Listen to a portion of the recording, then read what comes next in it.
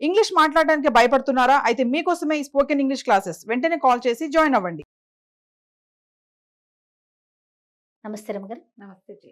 రమగారు, ఏదైనా మంచి స్టోరీ చెప్తారా? పూర్వం ఒక పల్లెటూరులో ఒక ముసలావిడికి ఒక చక్కని కూతురు ఉండేది.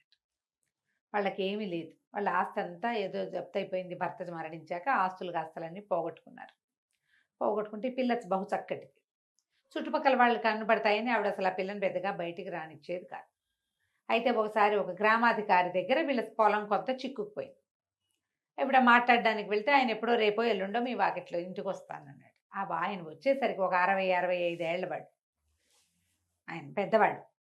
అయితే ఆ సమయానికి ఈ పిల్ల కనపడింది. వాళ్ళ అమ్మాయి కనిపించేసరికల్లా ఆయన ఏమన్నాడు, నీ పిల్లని నాకు ఇచ్చి పెళ్లి చెయ్యి, పిల్ల ఎంతో అందంగా ఉంది, మీ పొలం వదిలేస్తానన్నాడు. ఆవిడంది చిన్న పిల్ల, నేను ఒప్పుకోను అనేసరికల్లా ఆయన ఏం చేశాడు, పొలం లాగేసుకుని వీళ్ళ ఇంటి మీదకి ఏదో ఒక తగాదా తెచ్చేవాడు. చుట్టుపక్కల వాళ్ళంతా ఎందుకు గ్రామాధికారితో తగాదా, ఆయన ఒట్టి రౌడీ, మంచివాడు కాదు, పిల్లని ఇచ్చేసేయి, నీకు మాత్రం ఎవరున్నారు, ఏముందిలే ఇక ఆ రోజుల్లో చేసేవాడు. ఆవిడకేంటి ఇంత లేక కలిగిన ఒక్క పిల్ల, అదేమో చక్కటిది, చిన్నపిల్ల, 14 ఏళ్ల పిల్ల, 16 ఏళ్ళు ఉన్నాయి. దానికి ఇంత ముసలివాడితో పెళ్ళేమిటి? పైగా వాళ్ళ ఇంటి చరిత్ర అంత మంచిది కాదు, ఆ కొడుకులు కూడా దుర్మార్గులే. వాళ్ళు ఏం చేస్తారో ఈ పిల్లని, ఇంత చక్కటి పిల్లని. దాంతో ఈవిడేం చేసింది, ఒకనాడు ఒప్పుకుంది పెళ్ళికి. వాళ్ళని మీరు ఏర్పాట్లు చేసుకోండి అని చెప్పింది. ఈ గొడవలు తగ్గిపోయినాయి. వాళ్ళు పెళ్లి ఏర్పాట్లలో పడ్డారు. ఈవిడేం చేస్తుందంటే పిల్లకి మొహానికి ఒక ముసుగు చేయించి, ముక్కు మొహం వంకర టింకరగా ఉండేలాంటిది ముసుగు చేయించుకుని, అమ్మాయి ఈ ముసుగు పెట్టుకో, నీ మొహం ఎవరికి కనపడదు, ఇక్కడి నుంచి పారిపో, కనీసం నువ్వు బతుకుంటావని చెప్పి పిల్లని పంపించేస్తుంది. ఆవిడ బాగా జబ్బు చేసి ఉంది. పిల్ల వెళ్ళిపోయిన 2-3 రోజులకి ఆవిడ కాస్త చనిపోయింది. ఇల్లు ఇదైపోయినా ఈ పిల్ల ఎవరెవరి ఇళ్లలోనో పని చేసుకుంటూ బతికింది. అయితే ఏమైంది, ఒక షావుకారు గారింట్లో చేరింది. దీని మొహం ఎవ్వరికీ కనపడేది కాదు, వంకర టింకర మొహం. మొహానికి ముసుగుండేది కదా, ఈ ముసుగేసుకుని ఉండి నెత్తిమించి కొంగిట కప్పుకుని ఉండేది. వీళ్ళు దీన్ని చూసి అందరు అనేవాళ్ళు, ఏం రూపం రాదింది, రూపసి అని ఎక్కిరిచ్చేవాళ్ళు, రూపసి అని పిలిచేవాళ్ళు. అయితే జమీందార్ గారింట్లో, ఒక షావుకారు గారింట్లో చేరింది. వాళ్ళ ఇంట్లో ఏంటంటే వంట మనిషికి ఏదో ఇబ్బంది అయితే ఒక 2 రోజులు పని చేయడానికి పెట్టుకుని ఈ పిల్ల చక్కగా వంట చేసేది, చాలా బాగా వంట చేసేది. ఆ పిల్ల వంటకి వాళ్ళు బాగా అలవాటు పడ్డారు. ఏడాది అర్థం ఉంది. అయితే ఏమైంది, క్రమంగా పిల్ల చేసే పాయసాలు అవి అసలు వాళ్ళ చుట్టాలందరికీ మహా ఇష్టమట. అమ్మాయి పాయసం చేసినప్పుడల్లా చుట్టుపక్కల జనాలు కూడా వచ్చి తాగిపోయేవాళ్ళు, అంత బాగుండేది. అయితే ఒకనాడు ఏమైంది, షావుకారు గారు భార్య ఏదో దేవాలయానికి వెళ్ళారు. వెళ్తే సరే పిల్ల తలుపేసుకుని స్నానం చేస్తోంది లోపల. వాళ్ళు ఏదో ఒక పూజా ద్రవ్యం ఒకటి ఇంట్లో మర్చిపోయామని షావుకారు గారు అబ్బాయిని వెనక్కి పంపించారు. ఈ అబ్బాయి తలుపు కొట్టేసరికల్లా ఈ అమ్మాయి ఏం చేసింది, మరి తలుపు తీయాలి కదా, గబుక్కను పరిగెత్తుకుంటూ వచ్చి తలుపు తీసేసి ఒక్క పరుగులో వెళ్ళిపోయి స్నానాలకు గది వైపుకి వెళ్ళిపోయింది. ఈ వెళ్ళిపోయేటప్పుడు అమ్మాయి ఏం చేసింది, స్నానం చేసేటప్పుడు ఆ ముసుగు ఏం తట్టుతారో ముసుగు తీసి పక్కన పెట్టింది. కొంగు అయితే కప్పుకుంది, కానీ ఈ అమ్మాయి మొహం కనపడింది వాడికి. 10 సెకండ్లు అందమైన మొహాన్ని చూశాడు. అది వచ్చింది రూపస్ అనుకోవాలి, ఇంకోళ్ళు ఎవరో వచ్చారనుకున్నాడు. అక్కడి నుంచి రూపసి అని కేకలు పెట్టాడు. బాబు స్నానం చేస్తున్నాను, వస్తానని చెప్పింది. మరి ఇంటికి ఎవరు వచ్చారు, నీ స్నేహితురాలు ఎవరైనా వచ్చిందా అని కేకేశాడు. ఎవరు రాలేదు, నేనే ఉన్నాను. స్నానం చేసి వచ్చాక ముసుగేసుకుంది. నేను ఇప్పుడు ఒక అమ్మాయిని చూశాను, నీ అంత ఎత్తే ఉంది, ఆ పిల్ల మొహం ఎంతో బాగుంది. ఆ మాట చెప్పండి, ఇంకో అమ్మాయిని చూశాను, నీ అంత అమ్మాయి అంటే నన్నే చూసావు నువ్వు అంటుంది. నేను చూసింది నిన్ను కాదు, ఆ అమ్మాయి ఎవరో అని అంటాడు. సరే, అక్కడి నుంచి రోజు ఈ పిల్లని పరిశీలించడం మొదలుపెట్టాడు. దీని పాదాలు చేతులు అతి సుకుమారంగా ఉంటాయి, తెలుపు గోల్డ్ అవి చక్కగా, వేళ్ళు ఉన్నగా. మొహం బాగోదు, సాధారణంగా మొహం బాగోపోతే వాటి మీదకి ఎవరికి దృష్టి వెళ్ళదు కదా. కానీ వీడు ఇదే సైజ్ అమ్మాయి, నా అమ్మాయికి ఇది అబద్ధం చెప్తోందని చూడగా వీడికి ఏమర్థమైంది, దాని ముక్కు మొహం ఎందుకో వంకర టింకరగా ఉన్నాయి, కానీ దాని జుట్టు బాగుంది, దాని పర్సనాలిటీ బాగుంది, చేతులు పాదాలు చక్కగా అందంగా శుభ్రంగా కనపడుతున్నాయి, మంచి గుడ్ ఫిగర్లో ఉంది పిల్ల, 17-18 ఏళ్ల పిల్ల. గమనించగా ఇతనికి ఏమర్థమైంది, ఈ అమ్మాయే ఆ అమ్మాయి ఖచ్చితంగా. ఈ మొహం, ఈ కనపడుతున్న మొహం మాత్రం కాదు. ఒక 6 నెలలు దాని వెనకాల తిరిగి అది ముసుగు లేకుండా ఇంకోలా ఉంటుందని కనిపెట్టి అక్కడి నుంచి ఈ పని పిల్లని పెళ్లి చేసుకుంటానని పెట్టాడు వాళ్ళ అమ్మ దగ్గర. వాళ్ళమ్మ, ఒరే బాగుండరు, నువ్వు అనాకారిగా ఉన్న పిల్లని చేసుకోవటం ఏంటో, అది ఎంత వంట బాగా చేస్తే మాత్రం, వంట బాగా చేస్తుంది, చాలా రుచిగా చేస్తుంది, చక్కగా అన్ని పనులు చేస్తుంది, బుద్ధిమంతురాలు, కానీ ఇంత వికారమైన పిల్లని చేసుకోవడం ఏంటంటే, అమ్మ అది వికారమైన పిల్ల కాదు అని చెప్పి ఏం చేశాడు, తల్లికి ఈ అమ్మాయి మొహం మీద ఉన్న ముసుగు లాగేసి చూపించేశాడు.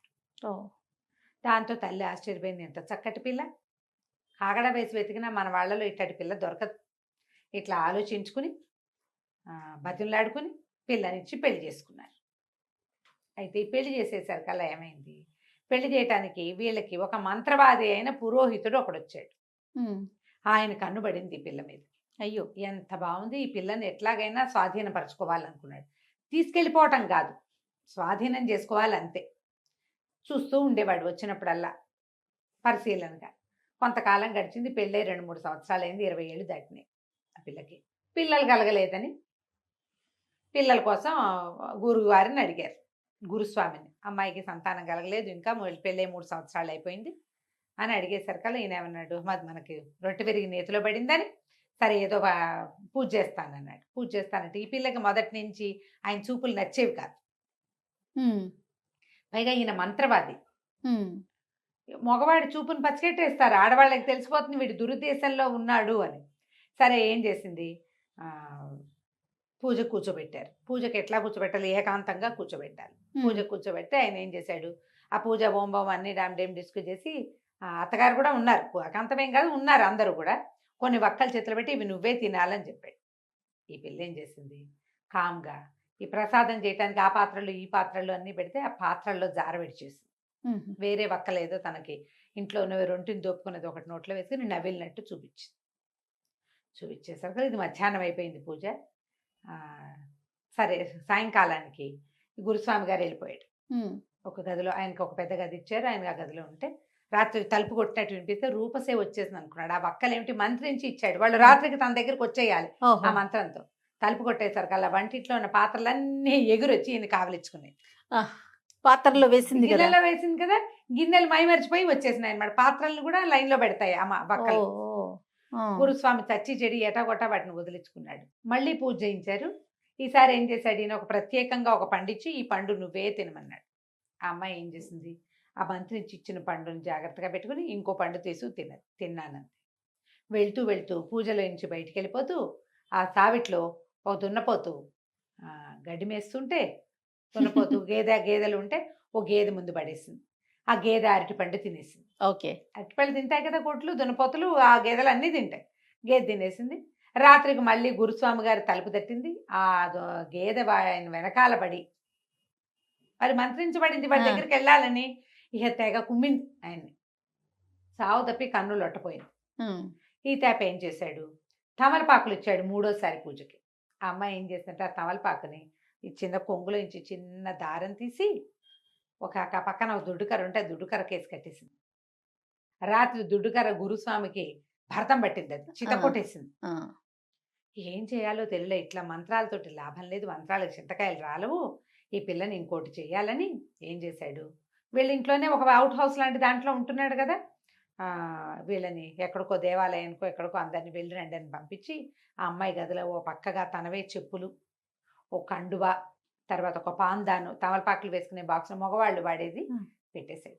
పెట్టేసి మర్నాడు ఏం చెప్పాడంటే, మీ అత్తగారికి మీ అబ్బాయి మీ కోడలికి ఎవరితోటో సంబంధం ఉంది, మీరు దేవాలయానికి వెళ్ళినప్పుడు వాడు ఎవడో ఇక్కడికి వచ్చి ఉన్నాడు అని చెప్పాడు. ఇంట్లో నిరూపించి చూసేసరికల్లా ఎవరివో జత చెప్పులు అన్నీ కనిపించేసరికల్లా వాళ్ళు చాలా అసహించుకున్నారు. ఇంత ప్రేమించాను ఈ అమ్మాయి ఇంత పని చేసింది అని భర్త, అయ్యో కులం గోత్రం చూసుకోకుండా పెళ్లి చేసుకుంటే పిల్ల పరువు తీసిందే, షావుకారు గారింటికి ఎవడో పరాయి మగవాడు కోడల కోసం వస్తున్నాడంటే ఎంత పరువు తక్కువ, తెగ దుఃఖించారు. దుఃఖించేసరికల్లా అమ్మాయిని బయటికి పంపేస్తామన్నారు. అంటే ఇతనేమన్నాడు, చిచ్చి అలా వద్దు, అమ్మాయి ఇంతకాలం ఉండి మిమ్మల్ని ఇంత లైన్లో పెట్టేసింది అంటే ఇది మామూలు మనిషి కాదు, ఏదో మంత్రగత్తి అయి ఉంటుంది, ఏదో మంత్రాల పిల్ల, పెట్టెలో పడుకోబెట్టేసేద్దాం, ఆ పెట్టె తీసుకెళ్ళి నేను సముద్రంలో పారేస్తా, మళ్ళీ మన జోలికి రాకుండా ఉంటుంది, లేకపోతే మీ ఆస్తులన్నీ పోతాయని బెదిరించాడు. అక్కడి నుంచి ఏమైంది, సరే రాత్రికి ఏదో పాలు కలిపించి పాలల్లో కొంచెం నిద్రమందు కల్పించేశారు. ఆ నిద్రపోతున్న అమ్మాయిని పెద్ద పెట్టెలో పెట్టించి ఆ పిల్లని ఆ పెట్టెని ఈ గురుస్వామికి అప్పచెప్పారు. ఈయన ఏం చేశాడు, 4 మనుషులతోటి మోయించుకుని ఇక్కడ ఎక్కడా కాకుండా ఈ ఊరికి కొంచెం దూరంగా ఇంకో చిన్న ఊళ్ళో ఉన్న ఒక పేదరాశి పెద్దమ్మ అతనికి దూరపు చుట్టం, ఆ చుట్టం ఇంట్లో పెట్టించాడు. పెట్టించి ఆవిడకి ఏం చెప్పాడంటే, ఇందులో పిచ్చి కుక్కలు ఉన్నాయి, ఇది తీయద్దు, మంత్రించిన కుక్కలు అవి మీద పడతాయి. ఉమ్, మరి 2 రోజుల తర్వాత వీటిని వాటి సంగతి నేను చూస్తాను, 2 రోజుల్లో వస్తానని చెప్పాడు. తను ఇంకో చోట కాపురం ఉండటానికి ఏర్పాట్లు చేసుకుందాం అనుకున్నాడు. సరే, ఈ పెద్దమ్మ ఏం చేసింది, ఆ పెట్టెను అక్కడే పెట్టి ఆవిడ దారిని ఆవిడ పని చేసుకుంటోంది. 2 రోజులు గడిచిపోయినాయి. పిల్ల లోపల ఆహారం లేదు, గాలి కూడా పెద్దగా రావట్లే, మూలుగుతుంటే ఏదో మూలుగు వినపడుతోంది. ఏంట్రా మూలుగు అని ఆ దేతాలు ఆ పెట్టెలో నుంచి వస్తుంది, పెట్టె మీద ఇట్ట టక్ టక్ కొట్టంగానే ఆ పిల్ల లోపల నుంచి, ఈ తలుపు నేను తీయలేనండి అంది.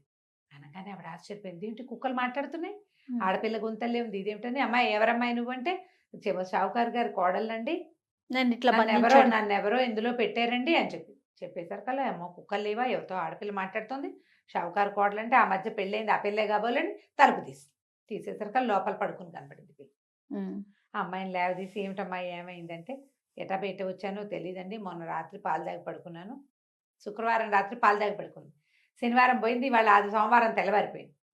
ఉమ్, సరే, ఆవిడేం చేస్తుంది, పిల్లని లేవదీసి బయటికి తీసుకొచ్చి కాస్త మంచినీళ్ళు ఇచ్చి ఏదో తినడానికి పెట్టి, అసలు ఏం జరిగింది అంటే, ఇదిగో ఇలాంటి మీ ఈ పెట్టె ఎవరు తెచ్చారు అని. ఆ పెట్టె తమ అత్తవారింట్లోది, అది గుర్తుపట్టింది, తన గదిలో ఉండే భోషాణమే అది. ఉహుం, ఎవరు తీసుకొచ్చారు, మీ గురుస్వామి తీసుకొచ్చాడు. ఆ గురుస్వామి దుర్మార్గుడు ఇప్పటికి 3 ప్రయత్నాలు చేశాడు నన్ను స్వాధీనపరచుకోవడానికి, నేను లొంగట్లేదని ఏదో ఎత్తేసినట్టున్నాడు ఉమ్, అని చెప్పేసరికి ఈవిడేమంది, అమ్మాయి ఉండు, నువ్వు అన్నం తిన్నావు కదా, పద నిన్నని చెప్పి తీసుకుపోయి 5-6 ఏళ్ళ అవతల తమ స్నేహితుల ఇంట్లో ఈ పిల్లని బయటికి రానివ్వద్దు, దీన్ని జాగ్రత్తగా చూసుకుంటాను అని అక్కడ అప్పచెప్పొచ్చేసి, ఉమ్, అక్కడి నుంచి వాకిట్లో పిచ్చి కుక్కలు కాదు, మామూలుగానే ఊర కుక్కలు ఉంటే దాదా అని వాటికి చపాతీలు పెడతానని పిలిచి ఒక్కొక్కని ఎత్తి పెట్లో పడేసి లాక్ చేసింది. లాక్ చేసేసింది, గడి పెట్టేసింది. కుక్కలు లోపల కూర్చుని ఉండే. అక్కడి నుంచి సోమవారం నాటి రాత్రి ఇతను వచ్చేసరికి గురుస్వామి వచ్చేసరికి ఈవిడేమంది, నాకు వేరే వాళ్ళ ఇంట్లో పని ఉంది, ఇవాళ రేపు నేను ఉండను ఇంట్లో, మా ఇంట్లో నువ్వు ఉండు, ఇదిగో నీ పెట్టే అని చెప్పి వెళ్ళిపోయింది. ఎవరింటికి వెనకాల వాళ్ళ ఇంట్లోనే ఉంది. వీడేం చేశాడు, ఇప్పుడు పెద్దమ్మ కూడా లేదు ఇంట్లో, ఏకాంతం లభించింది, ఈ పిల్లని స్వాధీనపరచుకోవచ్చని తలుపు తీసేసరికల్లా పొద్దున్నుంచి పెట్టెలో కూర్చుని ఉన్న కుక్కలు ఒక్క ఉదుటిన వీడి మీద పడ్డాయి. మొహం అంతా రక్కి పీకేసింది. ఉమ్, కుక్కలు కరిచేస్తాయి కదా, అక్కడి నుంచి పారిపోయినాయి బయటికి. ఈ దెబ్బలు కుక్క కాటలతోటి మూలుగుతూ పడున్నాడు. సాయంత్రానికి మొత్తం తతంగం జరిగిందంతా తెలిసిపోతుంది కదా. తెల్లారేసరికి కుక్కల అరుపులు, మనిషి అరుపులు వినపడతాయి. తెల్లవారు ఆ పెద్దమ్మ వచ్చి చూసేసరికి ఇంకేముంది, ఒళ్ళంతా కుక్క కాటలతోటి కొస ప్రాణంతో ఉన్నాడు ఈ గురుస్వామి. ఉమ్, కుక్కల కోరల వల్ల విషం ఎక్కేసి 2 రోజుల్లో మరణించాడు. అందరికీ కబురు చేశారు, ఈ గురుస్వామి గారు మరణించారు అని.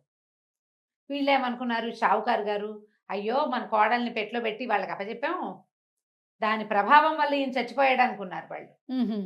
చాలా బాధపడ్డారు. ఆ కోడలు పోయింది, రుచికరమైన వంట పోయింది, గురుస్వామి పోయాడు.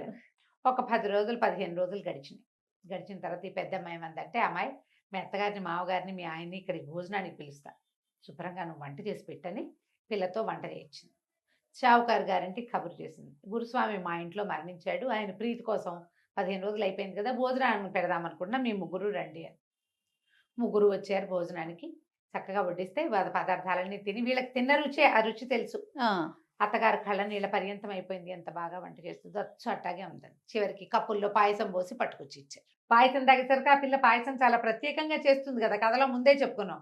అసలైతే మొగుడు ఏడ్చేస్తున్నాడు, అత్తగారు కళ్ళనీళ్ళు పెట్టుకుంటుంది, మామగారు నెత్తిమీ చేతులు పెట్టి కూర్చున్నాడు. మా కోడలు అచ్చు ఇట్టాగే చేసేది, చచ్చిపోయిందో ఏమైపోయిందో ఏమిటో ఆ పిల్ల ఎందుకు వచ్చిందో ఉమ్, అనేసరికల్లా, ఎందుకో రాలేదండి, మీ కొడుకు కోసమే వచ్చింది, ఇదిగో ఇక్కడే ఉంది, మీ కోడలు చేసిన పాయసమైనా పిల్లని తెచ్చి చూపించేసరికి వాళ్ళు తల్లిపోయారు. ఇదేమిటి, ఇది ఎట్లా జరిగిందంటే, గురుస్వామి మిమ్మల్ని మోసం చేశాడు, ఈ పిల్ల తప్పేమీ లేదు, దానికి శాస్తిగానే వాడు చచ్చిపోయాడు, మీ పిల్లని మీరు తీసుకెళ్ళండి అంటే, ఆ రూపసి పేరున్న మహాద్భుత సౌందర్యవతి అయిన తమ కోడల్ని మళ్ళీ వాళ్ళు ఇంటికి తీసుకుపోయారు. వాళ్ళు నమ్మటం ఒక పొరపాటు, ఉమ్, మరి వాళ్ళు గురువుని నమ్ముతారు కదా ఎవరైనా కూడా. ఉమ్, అలాగే ఇట్లా మోసం చేసే గురువుల్ని ఇప్పుడు చూస్తున్నాను చూడు. అవునవునండి. బోల్డని కథలు ఉన్నాయి దీని మీద. కోకొల్లలు. కోకొల్లలు ఇప్పుడు అసలు ప్రత్యక్షమైనవే, అవును. మనకి రెగ్యులర్ గా జరిగేవి. నిజ జీవితంలోనే గురువుల్ని నమ్మి ఇలా మోసపోతున్న కథలు మనకు చాలా కనపడుతుంది. కథ కంచికి మనం ఇంటికి. రైట్. నమస్తే. నమస్తే చెయ్యి.